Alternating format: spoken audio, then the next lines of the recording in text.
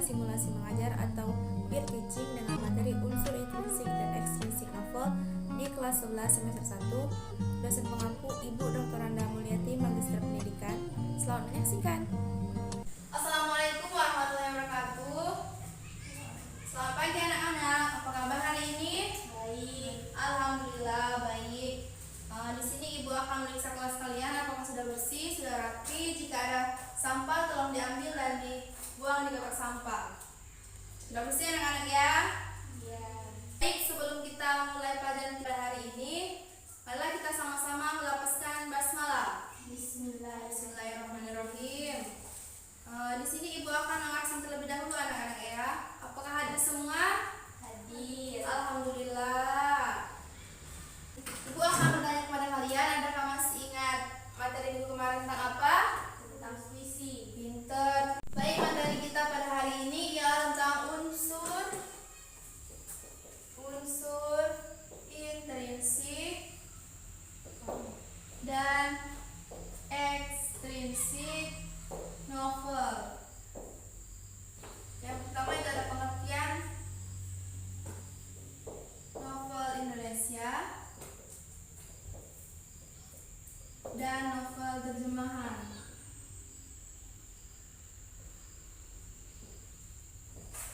Ada yang tahu pengertian novel Indonesia dan terjemahan itu apa? Ya, pinter.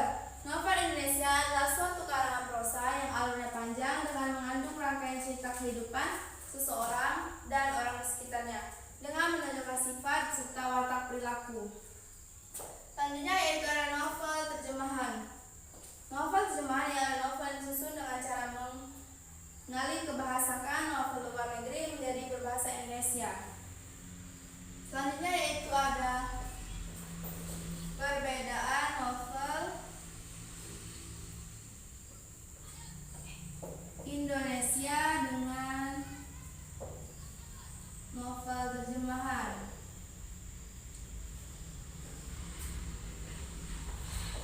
Perbedaannya ialah kalau novel terjemahan pengarangnya orang luar negeri, dipengaruhi budaya luar, mungkin saja bahasanya kurang teratur karena terjemahan.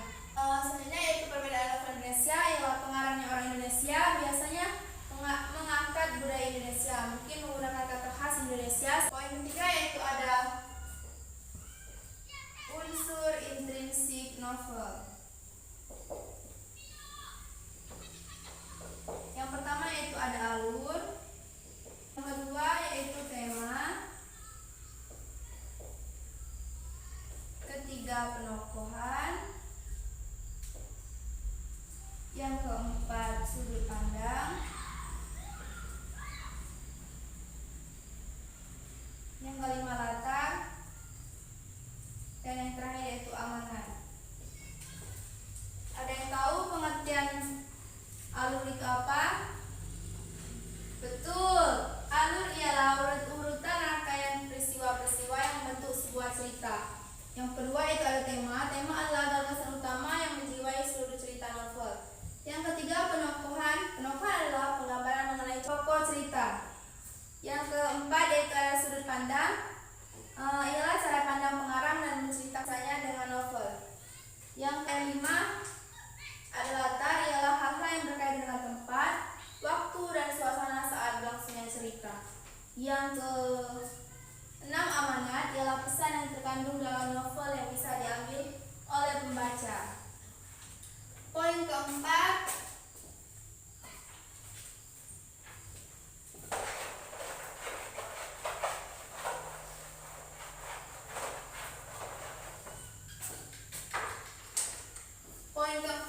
yaitu ada unsur ekstrinsik novel.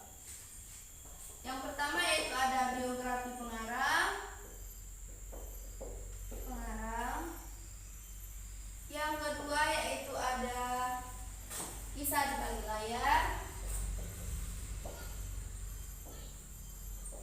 Yang ketiga yaitu ada nilai yang ada di masyarakat.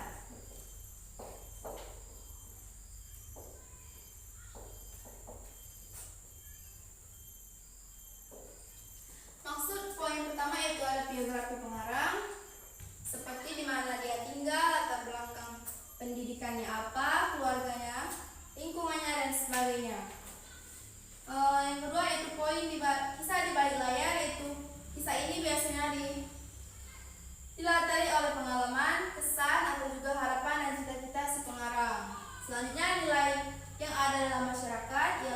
Nilai-nilai ini sering diangkat oleh pengarang dalam cerita, bisa nilai ekonomi, politik, sosial, budaya, dan lain sebagainya.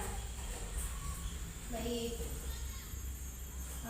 Setelah ibu memaparkan materi, di sini ibu akan membagi tugas pada kalian.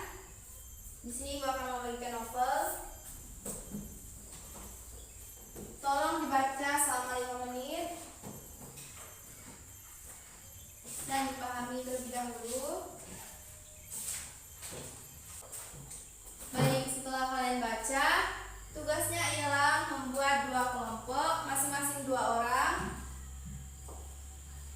Tugasnya ialah menganalisis novel yang sudah ibu kasih dengan menggunakan unsur intrinsik dan ekstrinsik novel.